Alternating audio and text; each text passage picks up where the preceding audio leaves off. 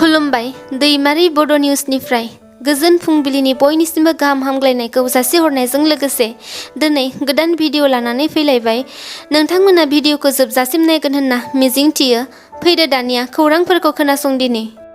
CIDआ बजालि डिस्ट्रिक्टनि बारग' SP सिदार बरा गहायखौ हमबाय। Crime investigation department CIDआ दिनै बारग' SP सिदार बरा गहायखौ गुवाहाटीनि CID हेडक्वार्टाराव सामोन हरनायनि माखासे घन्टानि उनावनो हमनाय जायो।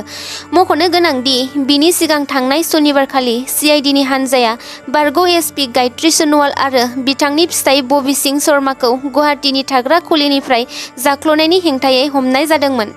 बावैसो सिगां राकेश ब्रह्मआ कास्टम बसुमतारी बिथांखौ बेदर गेसाव जाग्रा बुंनायनि सायाव कास्टम बसुमतारीनि फिनजाथाय। कास्टम बसुमतारी बिथाङा मावफुं सोद्रोमा राकेश ब्रह्म बिथांखौ सोमोन्दोआव बिदा गिदिर जायो होनना बुंदों आरो लोगोसे राकेश ब्रह्म बिथांखौ गोबां बाथ्रा बुंनायखौ नुनो मोन्दों। बाक्सा जिल्लानि सालबारि महकुमानि बेन्दोङाव थानाय मुथुंगुरि ब्लक BPF मावख' सालबारियाव BPFनि मेल लानाय जादोंमोन। बे मेलखौ आफादगिरि महरै बाहागो लानानै सामलायदोंमोन सालबारि जिल्ला BPF कमिटिनि गाहाय नेहाथारि बिबेकानन्द सरकारा। बे मेल सामलायनायावनो बाहागो लाबावदोंमोन सालबारि बियाबनि MCLA जय मुसाहारि, BPF दोलोनि नेहाथारि बेगम आफतारा आहमेदजों आरो लाइमोन BPF दोलोनि नेहाथारि कास्टम बसुमतारीआबो बाहागो लानायखौ नुनो मोन्दोंमोन। बे केबिनेट मेल लानाय गुबै थांखियानो जादों मिरु लेभेलाव कर्डिनेशन कमिटि दानानै होनाय बायदियै मोनफ्रोमबो जिल्लायाव मोनफा मोनफायै कर्डिनेशन कमिटि दानाय जागोन। बे हाबाफारियावनो बाहागो लानानै बिथां कास्टम बसुमतारीआ राकेश ब्रह्मनि सायाव गोख्रों अजद होदों। UPPL दैदेनगिरि प्रमद बर', उरखावगोरा ब्रह्म आरो गुबुन फारसेजों नोजोर होबावोब्ला राजखान्थि हान्जानि राजु नार्जारी बिथांमोना BPF राजखान्थि हान्जानि हाग्रामा महिलारिनि सायावल'सो बाथ्रा बुंनायखौ नुनो मोनो आरो लोगोसे बिदा फंबायनि जि सोमोन्दो बिखौ सिफायनानै होगोन, नाथाय हाग्रामा महिलारि बिथाङा जेब्लासिम थागोन बे बिदा फंबाय सोमोन्दोखौ लाखिबाय थागोन होनना बिथां कास्टम बसुमतारीआ बुंदों।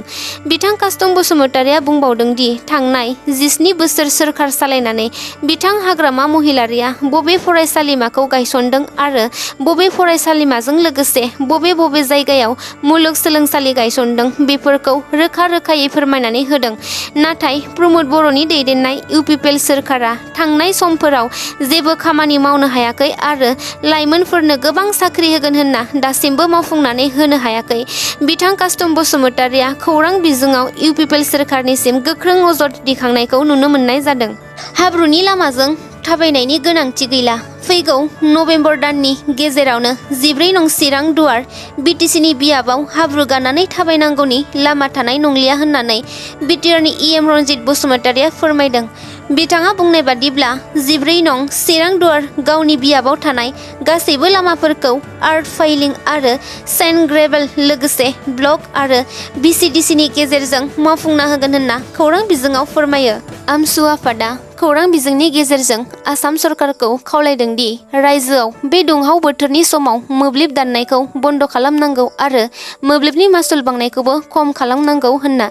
बेफोरबादि दाबिखौ आसाम सरकारा गनायना लायाब्ला रायजो नाङैनो गोख्रों सोमावसारनाय लागोन होनना खौरां बिजोङाव फोरमायो। गुवाहाटी नोगोरमायाव सासे बर' सुबुङा बुथारजादों।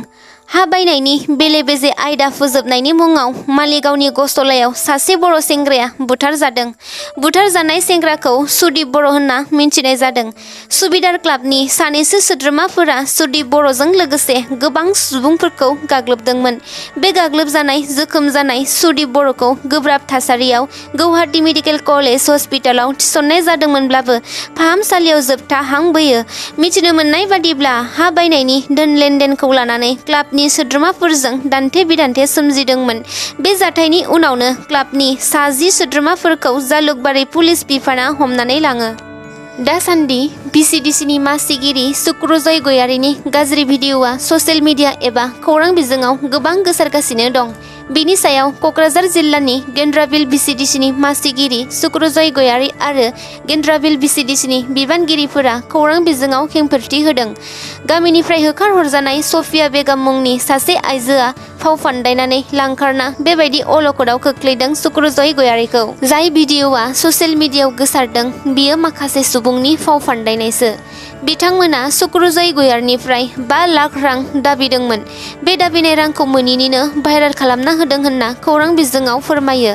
बे जाथायनि सायाव बेलासिपारा पुलिस थानायाव केस रेजिस्टार खालामनाय जायो होनना फोरमायदों सुक्रजय गयारिया। बे जाथायनि उनावनो पुलिस बिफाना दायनिगिरि आइजो आरो नखरनि माखासे सुबुंखौ हमनो हाबाय होनना खौरां बिजोंनिफ्राय मोनथिनो मोन्दों। बिटिआर सरकारा बिटिसि बिसायख'थि समाव गंफ्रोमबो सेल्फ हेल्प ग्रुपनो 75,000 रां होगोन होननानै खोथा होदोंमोन।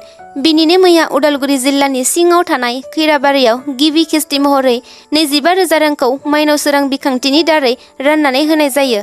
बे हाबाफारियावनो बिटिआरनि गाहाय लेङाइ मावफुं सोद्रोमा गबिन्द चन्द्र बसुमतारिया खौरां बिजोंनि गेजेरजों फोरमायो दि खैराबारि ओनसोलाव मोन 75 सेल्फ हेल्प ग्रुपनो गिबि किस्ति महरै 25,000 रांखौ होनाय जादों आरो आद्रा थानाय माखासे बियाबफोराव लासै लासै बयनोबो गियान सोरां बिखान्थिनि दारै होनाय जागोन होनना खौरां बिजोङाव फोरमायो।